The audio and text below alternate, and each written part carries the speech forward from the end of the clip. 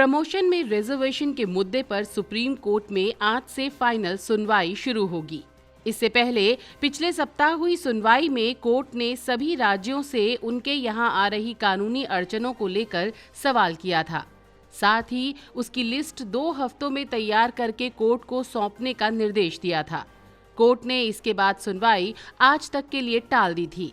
सुनवाई के दौरान राज्यों ने प्रमोशन में आरक्षण के मामले पर जल्द सुनवाई की गुजारिश की।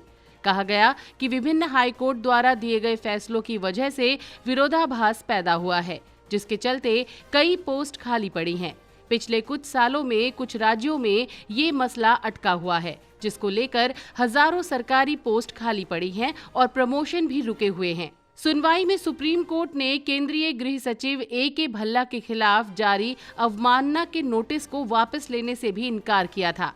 बता दें कि बिहार में एड हॉक के आधार पर प्रमोशन देने के लिए उनके खिलाफ ये नोटिस जारी हुआ था। बेंच ने कहा कि इस पर बाद में चर्चा की जाएगी। सुनवाई में कोर्ट ने कहा कि प्रमोशन में रिजर्वेशन को लेकर पहले भी कई गाइडलाइंस बनाई गई हैं और कई फैसलों में उनका जिक्र भी हुआ है।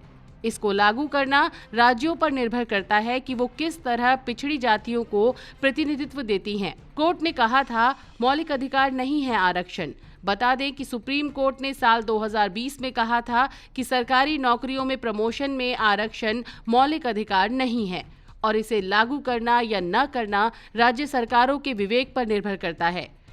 कोर्ट ने कहा कि कोई अदालत ASC और AST वर्ग के लोगों को आरक्षण देने का आदेश जारी नहीं कर सकती। इस टिप्पणी के बाद ऐसी बातें होने लगी थीं कि आरक्षण खत्म हो सकता है। इसे लेकर सड़क से संसद तक हंगामा हुआ था। फेडरल भारत YouTube चैनल को लाइक और सब्सक्राइब करें और बेल आइकन दबाकर लेटेस्ट अपडेट पाएं।